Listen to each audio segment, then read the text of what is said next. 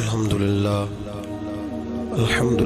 رب العالمين والعاقبة للمتقين والصلاة والسلام على أشرف الأنبياء والمرسلين أما بعد أعوذ بالله من الشيطان الرجيم بسم الله الرحمن الرحيم يا أيها الذين آمنوا اتقوا الله حق تقاته قال الله تبارك وتعالى في القرآن المجيد في مقام آخر إنما يخشى الله من عباده العلماء صدق الله العظيم وصدق رسوله النبي الكريم إن الله وملائكته يصلون على النبي يا أيها الذين آمنوا صلوا عليه وسلموا تسليما اللهم صل على سيدنا ومولانا محمد معدن الجود والکرم وآلہ وصحبہ وبارک وسلم۔ حمد و صلاۃ کے بعد انتہائی عزت و تکریم کے لائق سامعین و حاضرین، دوستوں، بزرگ اور بھائیوں، محفل شب برات کے عنوان سے اس خوبصورت رات میں اور ان ٹھنڈی ہواؤں میں آپ حضرات تشریف فرمائیں۔ نبی پاک صلی اللہ علیہ وسلم نے ارشاد فرمایا، جب شعبان کی 15ویں رات آئے تو رات کو بیدار رہا کرو اور صبح کو روزہ رکھا کرو۔ تو جب حضور نے کہہ دیا بیدار رہو تو پھر کسی کو سونا نہیں چاہیے، بیدار رہنا چاہیے۔ اور بیداری کا مطلب یہ نہیں کہ وہ آدمی بس جاگتا رہے، اس کا مطلب یہ ہے کہ وہ اللہ اللہ کرے، درود پاک پڑھے، عبادت کرے، تلاوت کرے، ذکر فکر میں رہے۔ کچھ باتیں اس مقصد کے لیے کہ اس رات اللہ پاک نے اپنی رحمت کے دروازے کھولے ہیں، تو کچھ ایسی بات کی جائے جس سے دل نرم ہو جائے۔ دوستو، قرآن مجید کی دو آیات میں نے پڑھی ہیں۔ اللہ کریم نے فرمایا، یا ایھا الذین آمنوا اتقوا اللہ حق تقاتہ، اے ایمان والو اللہ سے ڈرو اور اتنا ڈرو جتنا ڈرنے کا حق ہے۔ ڈرو اللہ پاک سے، اور جس طرح تم کسی سے ڈرتے ہو، ڈرنے کا حق ہوتا ہے، وہ حق ادا کرنے کی کوشش کرو۔ ہم میں سے بہت سارے لوگ ڈرتے ہیں کچھ لوگوں سے، اور جب وہ ڈر رہے ہوتے ہیں تو انہیں احساس ہوتا ہے۔ اللہ پاک نے ہمارا وہ احساس خود بیان کر دیا ہے۔ فرمایا، جب تم کسی سے ڈرتے ہو تو تمہیں اس کا احساس ہوتا ہے کہ تم کتنا ڈرتے ہو، تو پھر تم کوشش کرتے ہو کہ تم وہ کام نہ کرو جس سے وہ بگڑ جائے گا، ناراض ہو جائے گا۔ جو لوگ قانون سے ڈرتے ہیں وہ اشارہ نہیں توڑتے، کچھ بھی ہو جائے اشارہ نہیں توڑتے۔ انہیں پتہ ہے کہ یہاں اشارہ توڑیں گے تو الجھ جائیں گے، اور جہاں انہیں فکر نہ ہو کہ کوئی پوچھنے والا نہیں، وہاں ہم نے دیکھا ہے کہ لوگ اشارہ توڑ دیتے ہیں۔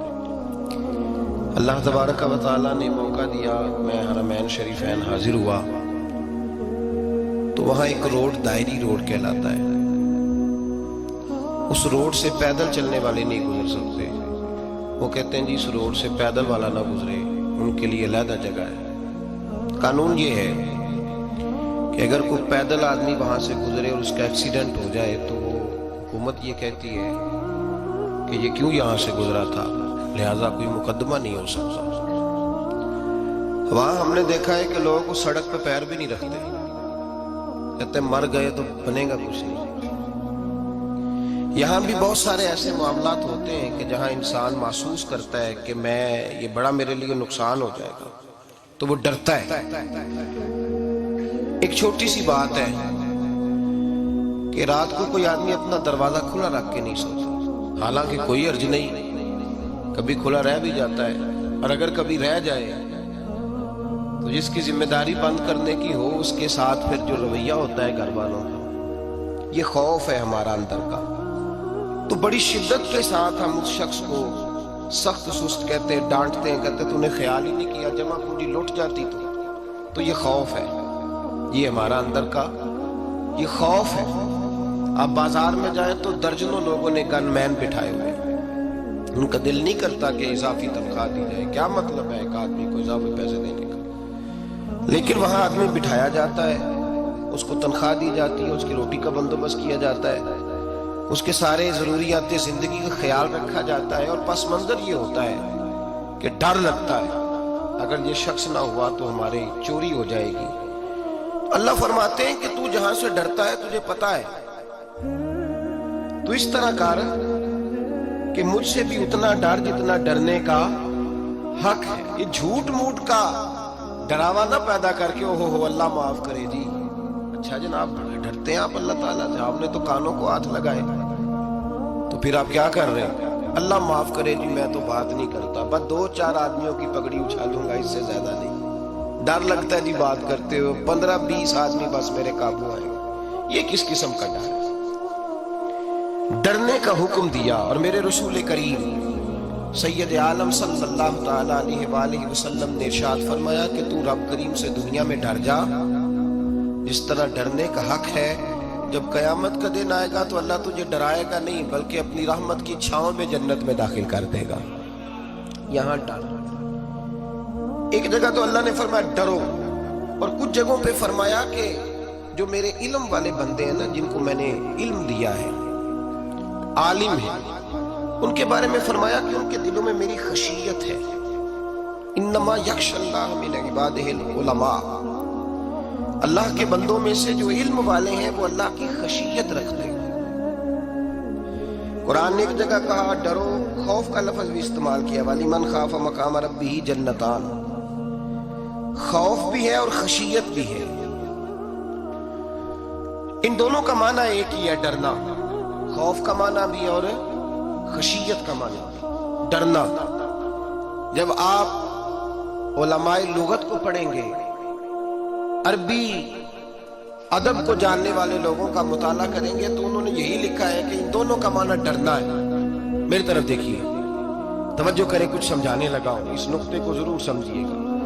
خشیت کا معنی بھی ڈرنا ہے، خوف کا معنی بھی، لیکن جب صوفیاء کے پاس جائیں نا، صوفیاء جو قرآن و سنت کی روح کی تفسیر کرنے والے ہیں، تو وہ کہتے ہیں نہیں، خشیت اور خوف میں فرق ہے،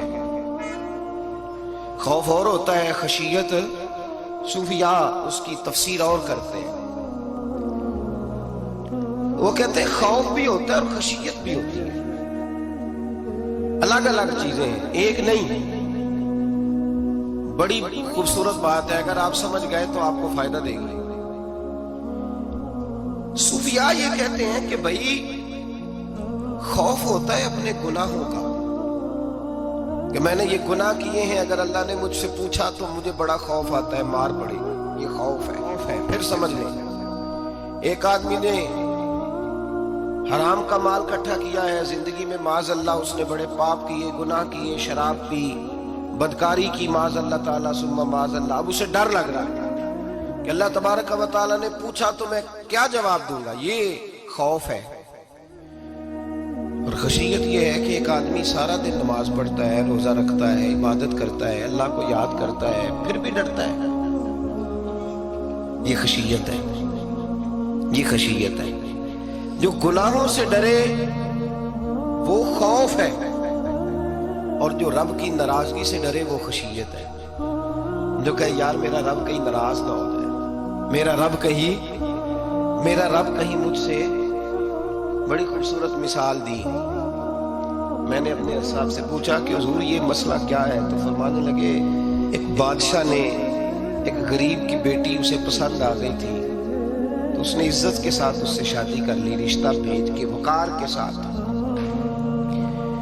بیٹی کا باپ اپنی بیٹی کے مقدر پر رشک کرنے لگا کہ میری بیٹی کو بادشاہ نے پسند کیا ہے، بادشاہ کے شہزادے نے رشتہ بھیج دیا ہے۔ شہزادہ بیاہ کے لے گیا بیٹی کو، 20 کنیز آئے، نوکرانیاں اس عورت کی خدمت کرنے پہ لگی ہوئی ہیں، اس کا ہر حکم ماننے کو تیار ہے، لیکن وہ بی بی سویرے بھی رو پڑتی ہے اور شام کو بھی رو پڑتی ہے، روتی رہتی ہے۔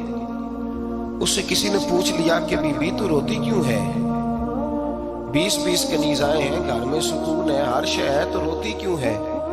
تو وہ کہنے لگی اصل بات یہ ہے کہ جو کچھ مجھے ملا ہے میں اس کے قابل نہیں تھی، تو میں ڈرتی ہوں میرا سائیں کہیں ناراض نہ ہو جائے۔ وہ ناراض نہ ہو جائے، میں قابل نہیں تھی، میری اوقات نہیں تھی، یہ من آنم کے من دانم، میں جو ہوں اس کا مجھے پتا تو ہے، اس نے میری حیثیت سے، میری اوقات سے، میرے ظرف سے، میری محنت سے بڑا بڑھ کے مجھے عطا کر دیا، میری چونکہ اوقات سے زیادہ دے دیا تو میں ڈرتی ہوں وہ ناراض نہ ہو جائے، کہیں میری یہ کھیل، یہ جو میں نے گھونسلہ بنایا ہے، یہ کہیں میرا ٹوٹ نہ جائے۔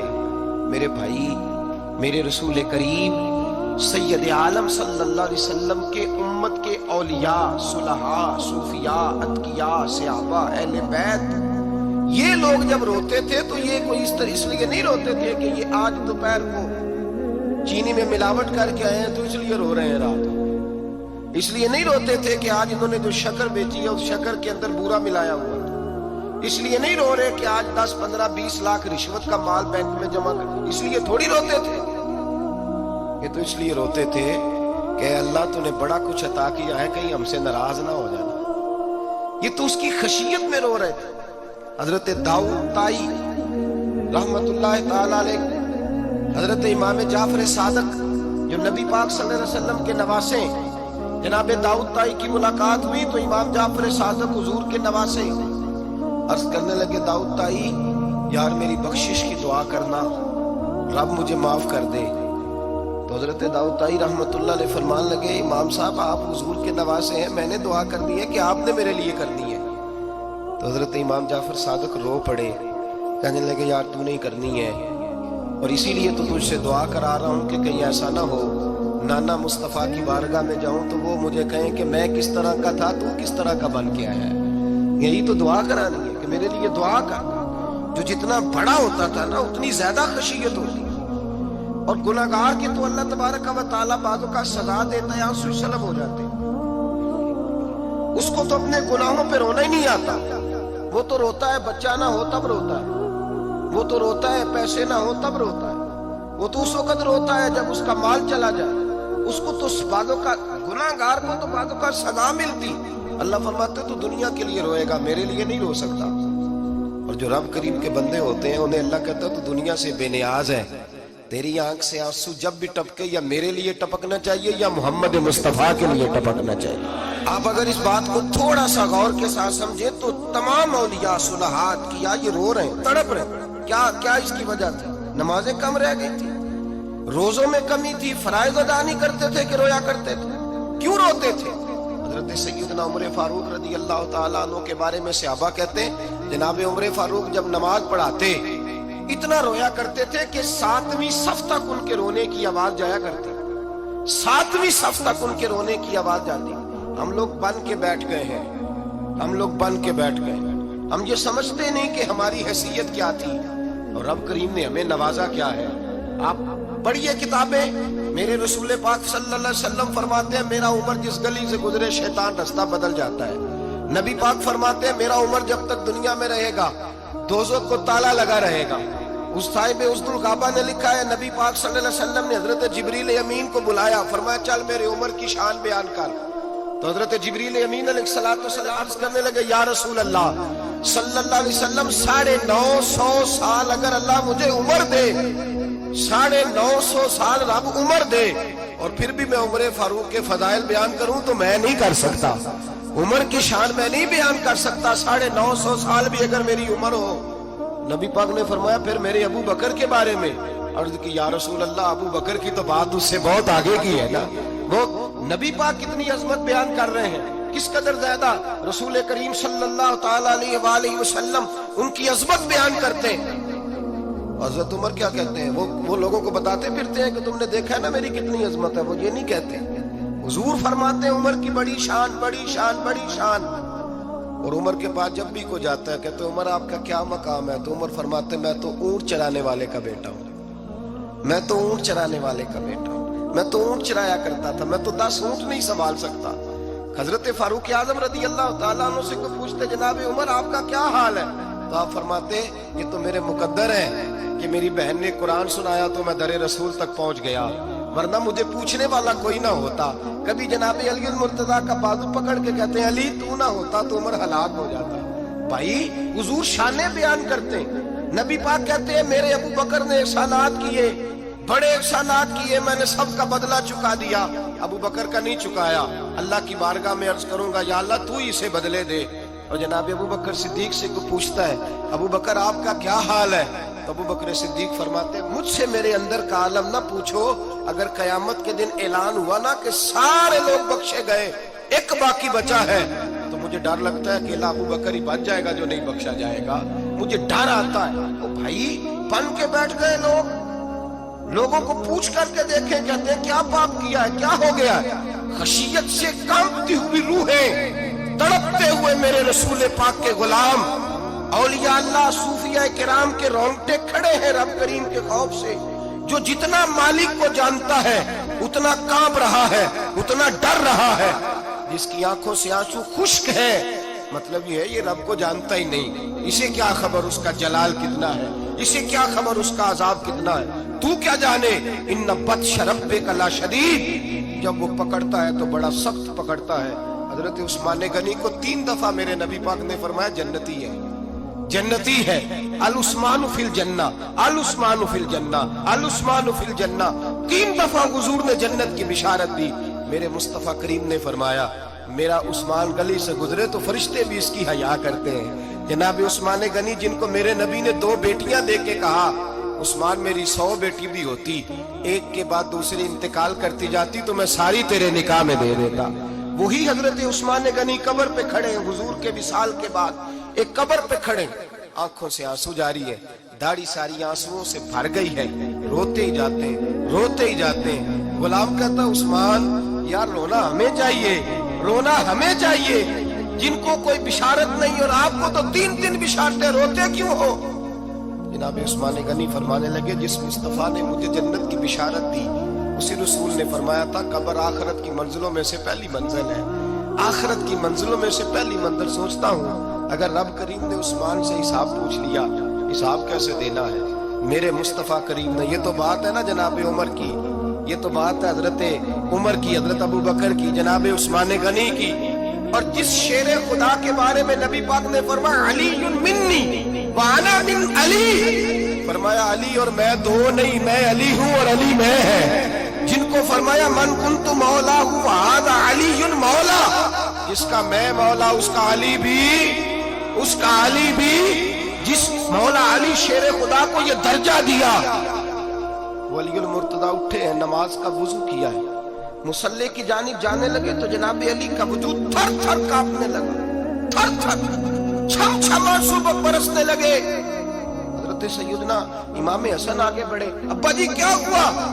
मैं हसन डर रहा हूँ, मालिक की बारगाह में जा रहा हूँ, कहीं रब अली को धुतकार ही ना दे, कहीं मालिक अली से हिसाब ही ना पूछ ले, कहीं अल्लाह तबारक व तआला नाराजगी की नजर से ही ना देखे। ओ भाई हम लोग इतने दलेर, इतने तगड़े, इतने स्याह, इतने अक्लमंद, इतने गुनाहों के पीछे पहाड़ हैं, लेकिन मजाल है कि एक कतरा वो आंसू जो हमने संभाल के रखे हैं दुनियादारी पे बहाने के लिए। कभी अपना हिसाब कर, कभी सोच। रोज शिकवा करता है, कहता है मेरे पास पैसे नहीं, गाड़ी नहीं, कार नहीं, कोठी नहीं, सरमाया नहीं। कभी सोच जो कुछ है अगर रब करीम मेरे और आपके अमाल देखे तो हमारी हैसियत है कि वो सारा कुछ हमें दिया जाता, हमारी औकात थी कि वो हमें दिया जाता जो उसने दिया है। टटोल के देखें, उम्र गुजर गई, शिकवे करते, जरा पलट के देखें। अगर हमारे गुनाह और हमारी नेकियां इकट्ठी की जाएं तो हम जज़ा वाले नहीं सजा वाले निकलते हैं माज़अल्लाह। महमूद गज़नवी बड़ा प्यार करते थे अय्याज के साथ, बड़ा प्यार करते थे, नवाजा करते थे, रोज कोई ना कोई तोहफा मिलता था अय्याज को। कुछ हसद करने वालों ने कहा महमूद तू इसे तोहफे देता है और ये जंगल में असला इकट्ठा कर रहा है, ये तेरे खिलाफ अलहदा से फौज तैयार कर रहा है, कुछ वक्त आएगा ये तुझे छोड़ के अलहदा से बादशाही का दावा कर दे। महमूद गज़नवी कहने लगे ये किस तरह की बात? क्या तुम्हें पता है कि अय्याज असर से लेकर इशात तक कहाँ रहता है? महमूद कहने लगे यार वाकई मैंने कभी पूछा तो नहीं, शक का बीज बो दिया, शक का बीज बो दिया। महमूद गज़नवी कहने लगे अच्छा आज मैं पीछा करूंगा, तफ्तीश करूंगा, तहकीक करूंगा कहाँ जाता है, तहकीक करूंगा। महमूद गजनवी निकले पीछा करने। असर के बाद अय्याज ने जंगल का रुख किया, महमूद भी पीछे पीछे हो लिए। कहते हैं जंगल के बीच जाके एक झोंपड़ी आई, उस झोंपड़ी के अंदर अय्याज गए, दरवाजा खोला, अंदर चले गए। मुझे बड़ा गुस्सा था कि हर बात मुझे बताता है, ये क्यों नहीं बताई। जब अय्याज अंदर गए तो मैंने जोर जोर से दरवाजा खटखटाया गुस्से के साथ। अय्याज ने दरवाजा खोला, बाहर आए। मैंने कहा पीछे हट। अय्याज पीछे हटे तो मैं अंदर चला गया। महमूद कहते हैं जब मैं अंदर गया तो मैंने उस झोंपड़ी में एक पुराना कुर्ता लटका हुआ देखा, टूटे हुए जूते पड़े हुए देखे, एक छोटा सा डंडा देखा, एक मटका, एक प्याला देखा। मैंने सारी तलाशी ली तो चंद टूटी फूटी पुरानी चीजें। मैंने कहा यार ये क्या है। कहते हैं याज कहने लगा बात टटोल के देख ले, यही कुछ है जो तूने देखा। मैंने कहा ये है क्या। कहते हैं याज पैरों में बैठ गया, तड़प के रोने लगा। कहने लगा बादशाह ये मेरी औकात है, ये मेरी औकात है, ये मेरी औकात है, ये मेरी औकात है। का क्या मतलब। कहने लगा जिस दिन तेरे पास आया था ना तो ये मेरी कायनात थी कुल। आज तेरी मेहरबानियों ने मुझे यहां तक पहुंचा दिया है। मैं जो तेरा गद्दार नहीं ना होता, मैं जो तेरी नाफरमानी नहीं करता, इसलिए नहीं करता कि मैं हर शाम आके अपनी औकात याद करता हूं और फिर मुझे रोज रात को मेरा नफ्स कहता है इसका वफादार रहना, इसका वफादार रहना। तो इस हाल में था जब आया था, अगर ये बिगड़ गया तो फिर तुझे अपनी औकात का पता है ना। महमूद गजनवी ने सीने से लगाया। कहने लगे आज तक तू बचा भी इसलिए है कि तू अपनी औकात नहीं भूला। मुल्ला रूमी कहता है अपनी औकात याद रख, तू क्या था। तुझे एक रात सोने न दे तो अपनी टांगों पे खड़ा नहीं हो सकता। तेरी वो आंख ले जाए तो कुछ नहीं कर सकता, वो तुझे माजूर कर दे तो कुछ नहीं कर सकता। 30-30 साल के ऊंचे 7 फुट कद के जवान उसने फालक जदा करके अस्पतालों में डाल दिए, वो कुछ न कर सके। बड़े बड़े पहलवान जो कहते थे कि हम उठे तो दुनिया उठती है, उसने फेंक दिए मनो मट्टी के नीचे, कुछ न कर सके। अपनी हैसियत न भूल। मेरे रसूल करीम सैयद आलम सल्लल्लाहु अलैहि वसल्लम ने फरमाया 2 बातों में लोग धोखे में हैं, धोखे में है, धोखे में है, धोखे में। या रसूल अल्लाह कौन सी। फरमाया जो सेहतमंद है वो धोखे में है, वो समझता है मैं कभी बीमार ही नहीं होऊंगा, मुझे रोज इसी तरह नींद आएगी जिस तरह आप आती है, मैं रोज इसी तरह उठूंगा जैसे आप उठता हूँ, मैं इतना ही लंबा चौड़ा रहूंगा जिस तरह आज हूँ, मेरा हुस्न इसी तरह कायम रहेगा जैसे आज है। तू धोखे में है, धोखे में। बड़े बड़े आए, बड़े बड़े मिट्टी का ढेर हो गए, फना हो गए। कुल्लु मन अलैहा फान, फना हो गए, कोई पूछने वाला ना रहा। और मेरे रसूल पाक ने फरमाया जो फारिग है, जिनको रब ने अपनी इबादत के लिए फारिग किया, अपने दीन की नौकरी के लिए फारिग, वो भी धोखे में है, वक्त जाया कर रहे हैं, चौक और चौराहे में खड़े हैं। मेरे भाई जब अपनी हैसियत इंसान भूलता है, हैसियत भूलता है, फिर वो शिकवा करता है। जब अपनी औकात भूलता है फिर शिकवा करता है। जब वो भूल जाता है कि मैं क्या था, फिर वो शिकवा करता है। हजरत सैयदना इमाम अहमद रहमतुल्लाह अलैह बाजार में खड़े थे तो बादशाह का बेटा गुजरा, अकड़ के गुजरा। आपने बाजू पकड़ के खींचा और मैं जा जाके अपनी माँ से पूछ और अपने बाप से पूछ तेरी औकात क्या है। अकड़ के चलता है, जा पूछ उनसे तेरी हैसियत क्या है।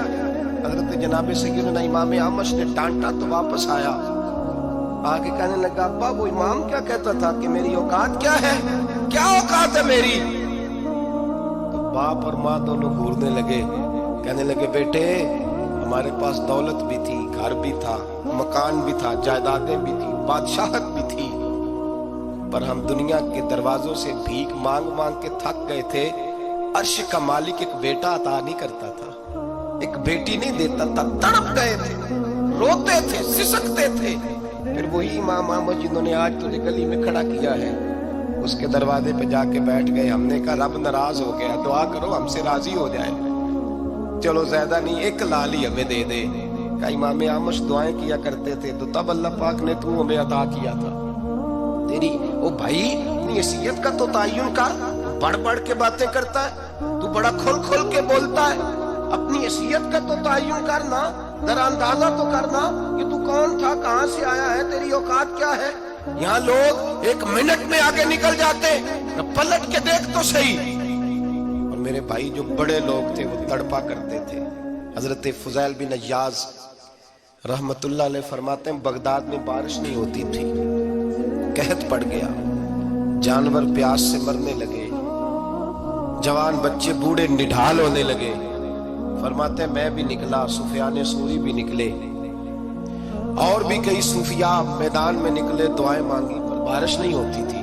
فرماتے ہیں کہ جھونپڑی سے ایک سفید بالوں والا اور گندمی رنگ والا ایک بوڑھا غلام نکلا جو کسی کا ملازم تھا، باہر آیا جھونپڑی سے، ہم اسے دیکھ رہے تھے، وہ ہمیں دیکھ نہیں رہا تھا۔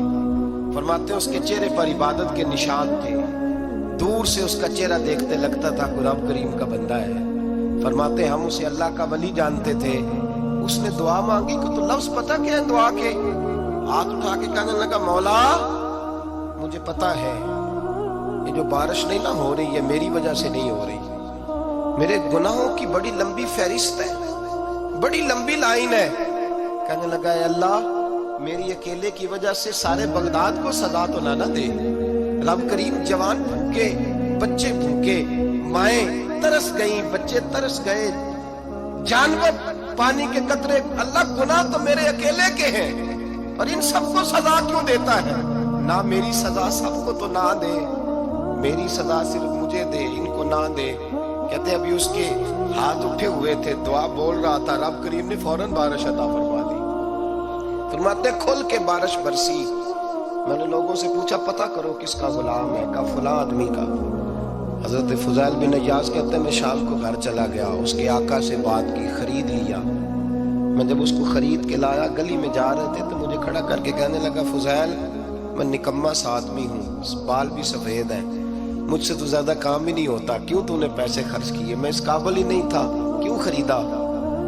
تو حضرت فضیل ابن عیاض کہتے ہیں میں نے اس کو کہا کل جو تو نے دعا مانگی تھی تو نہیں دیکھ رہا تھا، ہم دیکھ رہے تھے، تو مقبول ہے رب کریم کی بارگاہ کا، تجھے اس لیے خرید کے لایا ہوں، تو مقبول ہے۔ کہتے ہیں یہ لفظ سنے تو ٹھہر گئے، وہ کہنے لگے اچھا آقا مجھے 5 منٹ کا وقت ملے گا؟ میں نے کہا ہاں ضرور ملے گا۔ کہتے انہوں نے وہیں نماز کی نیت باندھ لی، 2 رکعتیں پڑھی اور 2 رکعتیں پڑھ کے ہاتھ اٹھائے، کہنے لگے مولا تیرا اور میرا راز تھا، تو نے راز کیوں کھولا؟ اللہ مسترنا بسترک الجمیل، یا اللہ تیرے پاس پیارے پیارے پردے ہیں، ایک پردہ مجھے عطا کر دے، مجھے اپنا رکھ، مجھے لوگوں کے سامنے میرے پردے نہ کھول۔ آپ فرماتے ہیں یہ کہہ کہ وہ زمین پہ بیٹھے کلمہ شہادت پڑھا، ان کی روح پرواز کر گئی۔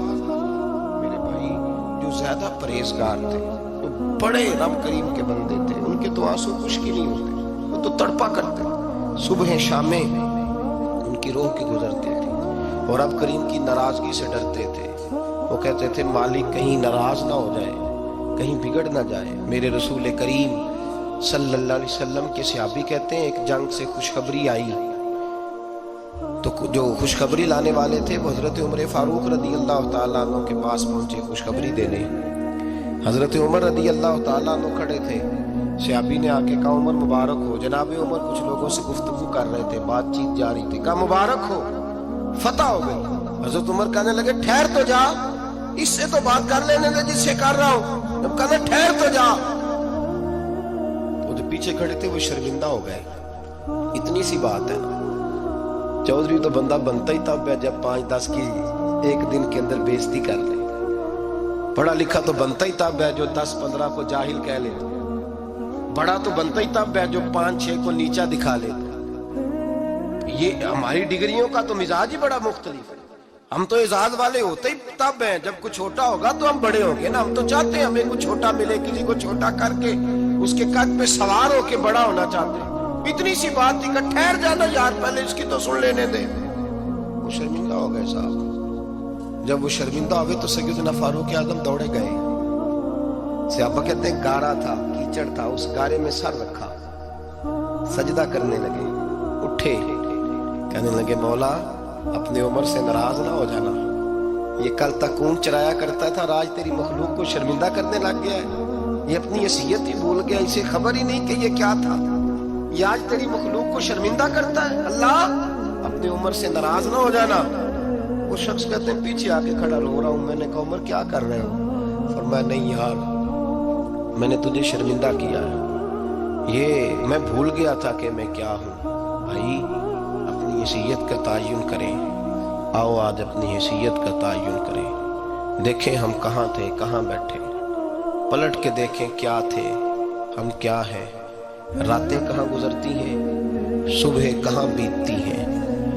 ایک لمحے کے لیے پلٹ کر اپنے ظلم، زیادتیاں، جھوٹ، غیبتیں، بے حیائیاں، اپنی زندگی کے امور کا اگر ہم یک نظر جائزہ لیں، پیچھے پلٹ کے دیکھیں تو حضرت جناب سیدنا غوث اعظم جیلانی رضی اللہ تعالیٰ عنہ فرمایا کرتے تھے اگر لوگ اپنے گناہ یاد کریں تو وہ پریشان ہو جائیں کہ ہمیں پانی کا قطرہ کیوں مل رہا ہے، وہ اگر اپنی غلطیاں یاد کریں تو انہیں احساس ہو کہ ان کا سانس کیسے چل رہا ہے۔ بھائی اگلی بات سنو گے تو اور حیران ہو جاؤ گے۔ حضرت غوث اعظم رضی اللہ تعالیٰ عنہ فرمایا کرتے کہ اب خیال آتا ہے، اب سوچ آتی ہے کہ رب کریم نے کتنی ڈھیل دی ہوئی ہے۔ ہم ہیں کہ سمجھتے ہیں یہ میری عقل مندی کا کمال ہے کہ مجھے سارا کچھ نافرمانی کے باوجود بھی مل رہا ہے۔ بھائی خشیت الہی پیدا کریں۔ جتنا بندہ بڑا ہوتا تھا اس کے دل میں خوف بھی اللہ کا وہ جانتا تھا۔ حضرت امام اعظم ابو حنیفہ بیٹھے تھے تو ایک بی بی فتویٰ پوچھنے آئی۔ بی بی روز خاوند سے مطالبہ تو کرتی ہے، فلاں چیز چاہیے، فلاں چیز چاہیے، اللہ کرے وہ یہ مطالبہ کرنے لگ جائے کوئی شے نہیں چاہیے، جو چاہیے حلال کا چاہیے۔ آمین تو کہہ دے۔ اللہ کرے بی بی یہ مطالبہ کرنے لگ جائے سوکھی روکھی چاہیے پر چاہیے مجھے جائز دینا، بے شک ایک وقت دینا۔ اللہ کرے یہ مطالبہ ہونے لگ جائے، شب برات کی بڑی مقدس رات، اللہ کرے اس رات یہ مطالبہ ہونے لگ جائے۔ ایک بی بی آئی خاتون، چرخہ کاٹتی ہے، سوت بناتی ہے، حضرت امام صاحب سے مسئلہ پوچھنا ہے۔ کیا مسئلہ پوچھا اس نے؟ کہنے لگی حضرت جی میں نا رات کو اپنی چھت پہ بیٹھ کے چرخہ کاٹتی ہوں، سوت بناتی ہوں، 14ویں رات کا چاند جب چڑھا ہوتا ہے تو اس کی روشنی میں میں چرخہ کاٹتی ہوں۔ کئی دفعہ نا بادشاہ کا لشکر میری گلی سے گزرتا ہے، بڑے بڑے لالٹین انہوں نے پکڑے ہوتے ہیں، بڑے بڑے روشن دان، بڑی بڑی ان کے اندر روشنی ہوتی ہے۔ تو حضرت جی کئی دفعہ نا وہ جب گزرتے ہیں تو ان کی روشنی میں بھی میں کچھ سوت بنا لیتی ہوں۔ مسئلہ یہ پوچھنا تھا کہ اس روشنی میں جو سوت بناتی ہوں اس کی کمائی میرے لیے جائز ہے کہ ناجائز ہے؟ اس کی روشنی میں حضرت امام اعظم نے اللہ اکبر کا اور چھم چھم آنسو گرنے لگے۔ حضرت امام صاحب نے اپنا گریبان پکڑا اور کھینچا، قمیض پھٹ گئی۔ کہنے لگے بی بی مسئلہ چھوڑ، تو پہلے بتا تو ہے کون، کہاں سے آئی ہے، کون ہے، بتا۔ تو کہنے لگی میں حضرت بشر آفی کی ہمشیرہ ہوں، میں حضرت بشر آفی کو جو درویش ننگے پیر نہیں پھرتا رہتا بغداد کی گلیوں میں اس عظیم بھائی کی بہن ہوں، بشر آفی کی ہمشیرہ ہوں۔ تو حضرت امام اعظم فرمانے لگے کوئی اور بی بی آتی تو اس کے لیے جائز تھا، کیونکہ وہ جان بوجھ کے تو کسی کی روشنی نہیں استعمال کرتی، خود آتی ہے، کوئی اور آتی تو جائز تھا۔ تیرا مقام بڑا ہے، تیرے لیے جائز نہیں، یہ جائز نہیں تو اپنی حیثیت کا تعین کر، یہ تیرے لیے درست نہیں۔ بھائی بڑا تو تب ہوگا جب تیری احتیاط بڑی ہو جائے گی، بڑا تب ہوگا جب تیرا تقوی بڑا ہو جائے گا، بڑا تو تب ہوگا جب تو حلال حرام کے معاملے میں باریک باریک چیز کا خیال رکھے گا۔ اور اگر تو کہ خیر ہے دیکھی جائے گی، ساری دنیا کر رہی ہے، ساری زمانہ کر رہا ہے، فلاں بھی کر رہا ہے، وہ خدا کے بندے یہ کس طرح کا معاملہ ہے، یہ کس طرح کی جمہوریت ہے؟ اپنے آپ کو سمجھائیں میرے عزیز، خشیت والی زندگی پیدا کریں، تقوی والی زندگی پیدا کریں۔ ہم لوگ ایسا وقت گزار رہے ہیں، اور یہ یاد رکھنا ہمیشہ انسان دنیا میں آتے ہیں، اس شہر کے بہت سارے لوگ ہو گزرے، علماء، مشائخ، صوفیاء، تاجر، زمیندار، آپ کسی بھی شعبے میں ٹٹولیں گے تو آپ کو کئی نام ملیں گے۔ اس شہر محبت کے ڈھیروں لوگ ہو گزرے، اور یہ کہانی ہر شہر کی ہے۔ آج میں اور آپ یہاں بستے، کچھ وقت کے بعد ہم داستان ہوں گے۔ امام شافعی رحمۃ اللہ علیہ فرماتے ہیں میں ایک شہر سے گزر رہا تھا تو میرے پیر کو ٹھوکر لگی، میں نے زمین کھودی تو ایک کھوپڑی نکلی تو اس کے اوپر تاج بھی تھا۔ فرماتے میں نے شہر کے لوگوں سے پوچھا یہ کیا ہے، تو کہنے لگے یہ بادشاہوں کا قبرستان ہے، اس میں غریب دفن تو نہیں ہو سکتا تھا، دفن تو بادشاہوں کا خاندان ہے، لیکن افسوس کی بات یہ ہے کہ یہاں مٹی ڈالنے کوئی نہیں آتا۔ اب یہ سیدھی سڑک بن گیا۔ بھائی کبھی پلٹ کے دیکھ، ہزاروں لوگ آئے، اس روڈ سے کروڑوں لوگ گزرے اور منزل کو چلے گئے، لوگوں نے یاد نہیں رکھا۔ آپ اپنے حصے کا آپ عمل کرنے آئے، ٹھیکیدار نہیں ہے کوئی اپنی اولاد کا، بال بچے کا، بہن بھائی کا۔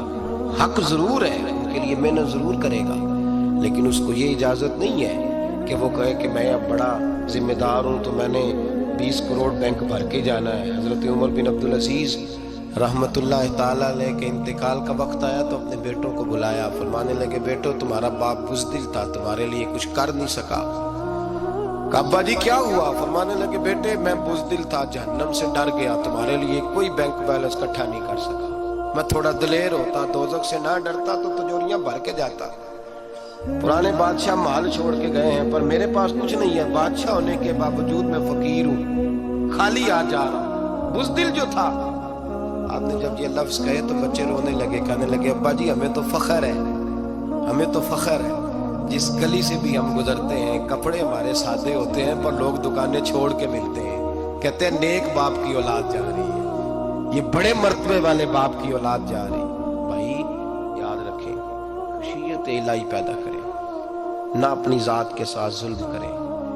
اگر آپ کوئی بھی غلط کام کرتے ہیں تو اس کا جواب آپ نے دینا ہے۔ اگر آپ نے 1 کروڑ روپیہ ناجائز کمایا ہے تو وہ اللہ آپ سے نہیں، آپ کے بچے سے نہیں پوچھے گا، بیوی سے نہیں پوچھے گا، بہن بھائی سے نہیں، وہ آپ نے جواب دینا ہے۔ آپ اپنے اعمال پر غور کریں۔ آج شب برات ہے، میرے نبی کریم صلی اللہ علیہ وسلم نے فرمایا کہ میری امت کی اتنی بخشش ہوگی، مدینے میں سب سے زیادہ بنو کلب کا قبیلہ بکریاں پالتا ہے، ان کی بکریوں کے بالوں سے بھی زیادہ اللہ میری امت کی بخشش فرمائے گا۔ اس کو توبہ کی رات کہا جاتا ہے۔ توبہ کا مطلب یہ ہوتا ہے کہ اللہ میں آج کے بعد گناہ نہیں کروں۔ توبہ کا مطلب ہوتا ہے کہ میں آج کے بعد یہ غلطی، آپ کا ملازم کتنی بار غلطی کرے تو آپ رکھ لیتے ہیں، ایک دن میں 100 دفعہ کرے تو گنجائش ہے اس کو رکھنے کی، اللہ رکھ لیتا ہے، کہتا تو توبہ کر، ہے گنجائش؟ میرا خیال ہے جو 10 بار بھی کرے اس کے لیے بھی گنجائش ہے، اس کے لیے بھی گنجائش ہے۔ استاد باپ ہوتا ہے، بچے سے غلطی ہو جائے تو کہتا تجھے ارجانہ بھرنا پڑے گا۔ بچے لگے نہیں ہوتے اسکولوں میں، جرمانے لگے ہوتے ہیں، چھٹی کا علیحدہ ہے، فلاں کام کا علیحدہ ہے، حالانکہ باپ ہے۔ بھائی اللہ فرماتا ہے تو توبہ کر، اور توبہ یہ ہے کہ میں آج کے بعد یہ گناہ، اس آدمی نے کل 5 نمازیں نہیں پڑھنی، اس کا آج توبہ کرنے کا کیا مطلب ہے؟ توبہ کا کیا مطلب ہے کہ میں آئندہ گناہ، تو جو سویرے 5 نمازیں نہیں پڑھنا چاہتا کہتا ہے کل زور نہیں میں نے پڑھنی، چلو فجر تک جاگنا ہے، فجر پڑھ لوں گا، تو اس نے توبہ کی ہے؟ وہ مذاق ہے؟ استغفر اللہ استغفر اللہ، اللہ معاف کر دے، کیا معاف کر دے؟ سویرے تو مسجد آئے گا۔ بھائی آپ کسی جگہ، ہم سادے لوگ ہیں، دیہاتی لوگ، یہ ہمارا دیہات کا ماحول ہے، بچے کو مارتے ہیں نا مدرسے والے کو تو ہم کہتے ہیں دوبارہ کرے گا، وہ کیا کہتا ہے اگوں تجھے بچہ کبھی تسی تھپڑ دو مار لو میں سویرے پھر کرنا دے، تو اس کو معافی ملے گی؟ یہ کیسی معافی ہے کہ سویرے میں نماز نہیں پڑھنی زور کی، لیکن یا اللہ معاف کر دے یار، یہ جھوٹ ہے، یہ دھوکہ ہے، یہ مذاق ہے، مذاق نہیں کرے۔ اور بندہ کوئی سیانا ہو تو مذاق برداشت نہیں کرتا، اور معاذ اللہ استغفر اللہ، رب کریم کے ساتھ مذاق، یا اللہ میری توبہ، یا اللہ میری توبہ، یا اللہ مجھے معاف کر دے، یا اللہ معاف کر دے، اور سویرے جھوٹ پھر بولنا ہے اٹھتے ہی، تو یہ کیسی توبہ ہے؟ توبہ کا مطلب ہوتا ہے کہ میں توبہ کرتا ہوں آج کے بعد گناہ، تو توبہ کو سمجھے تو صحیح نا میرے بھائی، توبہ کو سمجھے۔ تمام صحابہ، چونکہ شراب حرام نہیں تھی تو ہر آدمی پیا کرتا تھا، جب حرام ہو گئی تو پھر کسی نے منہ نہیں لگایا، توبہ ہو گئی تو پھر ہو گئی، پھر معاملہ ختم ہو گیا۔ پھر کبھی قریب حضرت مرثد بن نبی مرثد البغوی رضی اللہ تعالیٰ عنہ حضور کے صحابی ہیں. آپ فرماتے ہیں میرے اندر ایک غلطی تھی، میرا بہت ساری خواتین کے ساتھ دوستانہ تھا. نبی پاک کی بارگاہ میں جب میں گیا اسلام کی بائعت کی تو حضور نے فرمایا تیری نظر جھکی رہنی چاہیے، خبردار کسی عورت سے تیرا. کہتے ایک نصیحت نبی پاک نے کی. آپ فرماتے ہیں میں نے اپنے دل کو اس طرح سمجھایا کہ عورتیں اگر میرے پاس آ کے کھڑی ہوتی تھی تو میرے اندر کا وجود کہتا تھا کہ ہو ہی نہیں سکتا میری توجہ جائے، اس لیے کہ توبہ کی ہے. اب دوبارہ ادھر توجہ جا سکتی. میرے بھائی توبہ کو اس کے مفہوم کے ساتھ توبہ کرے، جھوٹ نہیں بولے، گناہ نہیں کرے. میرے رسول کریم صلی اللہ علیہ وسلم نے فرمایا استغفار پڑھا کرو. میں دن میں 100 مرتبہ استغفار کرتا ہوں. حضور کہتے ہیں حضور 100 دفعہ دن میں استغفار کرتے. امام حسن کے پاس ایک شخص آیا، کہا میرے پاس اولاد نہیں، فرمایا استغفار پڑھ. ایک پھر آ گیا، اس نے کہا حضور میرے پاس روزی نہیں، فرمایا استغفار پڑھ. ایک اور آیا، اس نے کہا حضور بیماری بڑی ہے گھر میں، فرمایا استغفار پڑھ. آپ کے صاحبزادے بیٹھے تھے، کہا ابا جی جو آتا ہے آپ استغفار ہی بتاتے ہیں. آپ فرمانے لگے جب کوئی بندہ توبہ کرتا ہے تو رب راضی بڑا ہوتا ہے. تو میں نے سب کو توبہ کا وظیفہ بتایا ہے. جس کی جو بھی مجبوری ہو اگر توبہ کر لے تو اللہ تعالیٰ اسے آسانی عطا کر دیتا ہے، اللہ اس پہ نظر رحمت کر دیتا ہے. اپنے آپ کو تبدیل کریں، نماز کو اس کی حقیقت کے ساتھ پڑھا کریں، اس کی حقیقت کے ساتھ نماز کو پڑھیں. 5 وقت مسجد میں حاضری دیں، چھوڑ کے سارے کام چھوڑ کے، باقی سارا کچھ بات نہیں. آپ کا رشتہ لوگوں کے ساتھ زندگی کا ہے، موت کا نہیں ہے. آپ خود دیکھ لیں جن کے بزرگ چلے گئے وہ ڈیلی جاتے ہیں قبرستان. کوئی بیٹھتا ہے 2 گھنٹے جا کے، والد صاحب ہیں، دادا جی ہیں، نانا جی ہیں. دیکھا کبھی کسی کو صبح گیا ہو شام آیا ہو؟ یہی حال ہمارا ہوگا. بالکل کوئی نہیں جائے. اور پھر جب کوئی انتقال کر جاتا ہے نا تو کوئی یہ نہیں کہتا کہ ابا جی کو غسل دے لو، کہتے ہیں میت کو غسل دو. ماں آنکھوں کی ٹھنڈک ہوتی ہے لیکن کہتے ہیں لاش کو اٹھاؤ، جنازے کو اٹھاؤ. آپ کے رشتے ناطے ختم ہو گئے. اگر آپ ناراض نہ ہوں تو مجھے جنازے پڑھانے کا موقع ملتا ہے. 1-2 بات عرض کرتا ہوں، اس کے بعد ذکر کرتے ہیں انشاءاللہ، دعا ہوگی. جنازوں پہ جانے کا اتفاق ہوتا ہے تو میں جنازے سے محسوس کرتا ہوں بہت ساری چیزوں کو. میں دیکھتا ہوں کہ جنازہ ہونے کے باوجود لوگ یہ سمجھتے ہیں کہ یہ ہونا تھا کام، یہ ہو گیا. اور وہاں کیفیت یہ ہوتی ہے کہ صرف یہی جنازہ ہے، اسی نے فوت ہونا تھا، ہم تو بچے ہوئے ہیں. قرآن پاک سے محبت کرنا، قرآن پاک پڑھنے والوں سے پیار کرنا، قرآن کے مدارس کو آباد کرنا، یہ بڑا مشکل ہوتا جا رہا ہے. ہم ایک مدرسہ چلاتے ہیں، ہم محسوس کرتے ہیں کہ یہ بڑا کٹھن معاملہ ہے، بڑا کٹھن. ایک تو تنقید کی نظر بھی سب سے زیادہ اداروں کی طرف ہوتی ہے اور سب سے کم تعاون بھی اداروں کے ساتھ ہوتا ہے. مجبوری کے ساتھ ادارے وقت گزارتے ہیں. اپنا رجحان مدارس کی جانب کریں اور دین سیکھنے کی طرف رجحان کریں. قرآن مجید صحیح پڑھنا سیکھیں، قرآن مجید صحیح سمجھنا سیکھیں. اور پھر میرے بھائی جو آیات آپ کو ضروری ہیں، نماز جنازہ ہے، وضو ہے، غسل ہے، آپ کے روزمرہ کے معاملات ہیں، وہ کسی اچھی قاری سے، اہل سنت کے کسی شخص سے ان کی درستگی کرائیں، اپنے معاملات پہ غور کریں، یہ ان کوتاہیوں سے باہر آئیں، قرآن پاک سے محبت کریں اور دینداروں کے ساتھ جڑیں. ایک گزارش آپ سے اور کرنی ہے، اس کو بھی کھلے دل کے ساتھ سنیے گا، کھلے دل کے ساتھ. یہ شب برات کی رات ہے اور میں ذمہ داری کا مظاہرہ کرتے ہوئے بات کرنا ضروری سمجھتا ہوں. آپ کسی پیر صاحب سے ملیں، کسی آستانے پہ جائیں، یہ کچھ گزارشات ہیں، بات میری ختم ہو گئی وہ کر کے میں دعا کرنے لگا ہوں. تو شریعت اسلامیہ کا ضرور پاس اور لحاظ کریں. یہ دیکھیں جس صوفی کے پاس، درویش کے پاس، جس کو آپ پیر سمجھ رہے ہیں، اسے کوئی قرآن حدیث بھی آتا ہے، وہ کوئی سنت شریعت کا بھی پابند ہے. میری اپنی جماعت سے ہاتھ باندھ کے گزارش ہے، خدا را اب بس کر دیں. بڑی تباہی ہو گئی اور لمبی چوڑی ہو گئی، تھک گئے ہم کہہ کہہ کے. لوگ سمجھتے نہیں اس چیز کو. اعلیٰ حضرت فاضل بریلوی نے لکھا ہے، ادھر دیکھیں، اعلیٰ حضرت نے لکھا ہے کندھوں تک بال رکھنا جائز ہے. کندھوں تک، کندھوں سے نیچے رکھنا حرام ہے. کیسے اس شخص کو لوگ پیر مان لیتے ہیں جس نے داڑھی سنت سے چھوٹی رکھی ہوئی ہے، بال بڑے رکھے ہوئے ہیں؟ یہ ملنگ صاحب ہیں، ان تماشوں سے باہر آ جائیں، اللہ تبارک و تعالیٰ کی بارگاہ کی طرف رجوع کریں۔ ہم دم کے قائل ہیں، درود کے قائل ہیں، میں سارا دن پتہ نہیں 20 تعویذ لکھ کے دیتا ہوں، ہمارے بزرگوں کا طریقہ ہے، یہ چیزیں جائز ہیں، ان کی شریعت میں اصل ہے، دلیل ہے، لیکن کل دین یہ نہیں ہے۔ اپنے آپ کو بچائیں اور علم کی طرف رجوع کریں، تقوی کی طرف رجوع کریں، ان ظالموں سے، پیروپیوں سے اپنے آپ کو بچائیں۔ اور میں ان لوگوں کو بھی دعوت فکر دیتا ہوں جو ہمیں روز آگے کہتے ہیں یہ تمہارا پیر تو یہ تمہارا پیر، جب ہم خود کہہ رہے ہیں ہمارا نہیں، تو ہم کسی شرابی کبابی کو اٹھا کے کہہ دیں یہ تمہاری جماعت کا بندہ ہے تو تم رکھ لو گے؟ کہو ہم اگر کہہ دیں تمہاری جماعت یہ درس دیتی ہے تو تم مان لو گے؟ یہ کیا بات ہے؟ اگر کسی جماعت کا کوئی شخص غلط ہے، اور ہم درباروں والے نہیں، ہم تو مسجدوں والے لوگ ہیں۔ دربار تو ایک ضمنی چیز ہے، بن بھی جائے تو ٹھیک ہے، ورنہ تو میرے نبی پاک نے فرمایا ہر مومن کی قبر جنت کا باغ ہوتی ہے، تو اندر دربار ہی بنا ہوا ہے، جنت کھلی ہوئی ہے، اوپر بلڈنگ بننا اتنا ضروری کام؟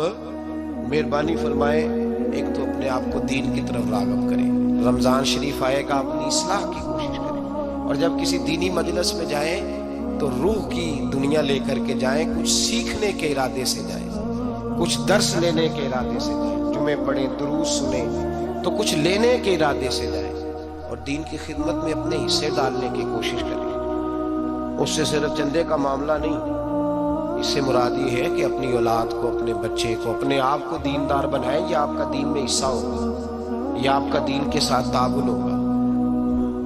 آخری بات میرے بھائی آپ حضرات سے یہ ہے، اس کو ضرور سمجھیں، خواتین کو پردے کا پابند کریں، ان کو پردہ داری سکھائیں۔ پردہ شریعت میں ضروری ہے، اور جواب دہ عورت نہیں ہوگی، اس کا خامد ہوگا، اس کا باپ، اور اس کا اگر بھائی بڑا سربراہ ہے تو وہ جواب دہ ہوگا کہ عورت بے پردہ کیوں نکلتی ہے۔ تہذیب کے نام پر بد تہذیبی نہ کریں، خبردار کوئی ایسا کام نہ کریں جسے اللہ رسول ناراض ہو۔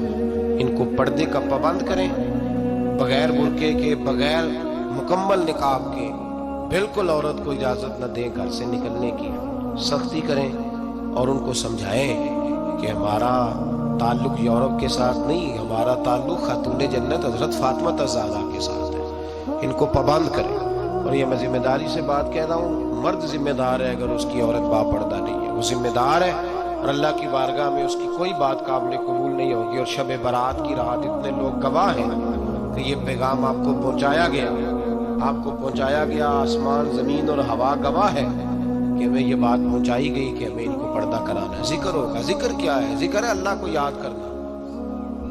اور میرے نبی پاک صلی اللہ علیہ وسلم نے ایک حدیث میں فرمایا رب کا ذکر اس طرح کرو کہ لوگ تمہیں دیوانہ سمجھیں۔ یہ لوگ باتیں کرتے ہیں تو کھول کھول کے، اللہ کے ذکر کی باری آتی ہے تو تھک سے جاتے ہیں، تھک کے ذکر نہیں کریں، ذکر کریں تو پوری دل جمی کے ساتھ، سرور کے ساتھ، کیف کے ساتھ۔ اور آج کر کے تو دیکھیں بھلا ذکر میں ہوتا کیا ہے، یہ لذت کیا ہے، یہ کیف کیا ہے۔ میرے بچے چھوٹے مجھ سے کہتے ہیں ذکر لمبا کرایا کریں، میرا بیٹا اکثر مجھے کہتا ہے ذکر جو ہے نا وہ جب آپ بڑا لطف آتا ہے ذکر میں، ذکر تو ایک کیفیت ہے، لگ جائے تو اس کا ایک اپنا ذائقہ ہے، تو ذکر کریں اللہ کا، درود شریف پڑھیں۔ دعا کیا ہے؟ آج لائٹ کو بند کر کے جب ہمارے ہاں ذکر ہوتا ہے، دعا ہوتی ہے، تو ہمارے بزرگ یہ کہتے ہیں ہم ثابت یہ کرنا چاہتے ہیں کہ ہم مجمع میں نہیں بیٹھے، یا اللہ تیری بارگاہ میں بیٹھے، ہمیں تو ساتھ والا دیکھ نہیں پا رہا، دعا مانگے، اور اللہ سے مانگے تو کھول کے مانگے۔ اور آج اگر ہو سکے نا تو کوئی ایک آدھ قطرہ گرا ہی دے۔ میرے نبی پاک نے فرمایا محفل میں چند لوگ بھی رو پڑے تو سب کا کام بن جاتا ہے۔ آپ میں سے کوئی نیک آدمی ایسا ہوگا تو ہمارے جیسے کئی گناہگاروں کو ساتھ اللہ اس پہ فضل فرمائے گا۔ یہاں ذکر کے بعد دعا ہوگی، دعا کے بعد پھر سلام ہوگا، پھر ایک دفعہ آخر میں دعا ہوگی، پھر آپ کو کچھ وقت دیا جائے گا انفرادی طور پہ نفل ادا کرنے کا، 4 6 نفل پڑھ کے نئے سرے سے تازے ہو کے آپ حضرات تشریف لائیں گے، اور پھر انشاءاللہ تعالی یہاں لنگر کا بندوبست ہوگا، آپ حضرات کے لیے ماں حضر جو کچھ ہے آپ کو پیش کیا جائے گا۔ کوشش کریں روزہ رہ ہی جائے صبح کا، ویسے بھی پریکٹس ہوگی رمضان کی، اور شعبان میں زیادہ روزے رکھنا میرے نبی پاک کی سنت بھی ہے، اس لیے ضرور کوشش کریں کہ سحری کا بندوبست ہے تو آپ روزہ رکھیں تاکہ آپ کے لیے آسانی ہو جائے۔ اللہ تبارک و تعالی हमारी इस हाजिरी को अपनी बारगाह में मकबूल फरमाए। वीडियो देखने का शुक्रिया। अगर आप चैनल पर नए हैं तो सब्सक्राइब कर लें और साथ ही साथ बेल आइकन पर भी क्लिक कर दें ताकि यूट्यूब हमारी हर वीडियो का नोटिफिकेशन सबसे पहले आपको भेज दे। जज़ाकल्लाह।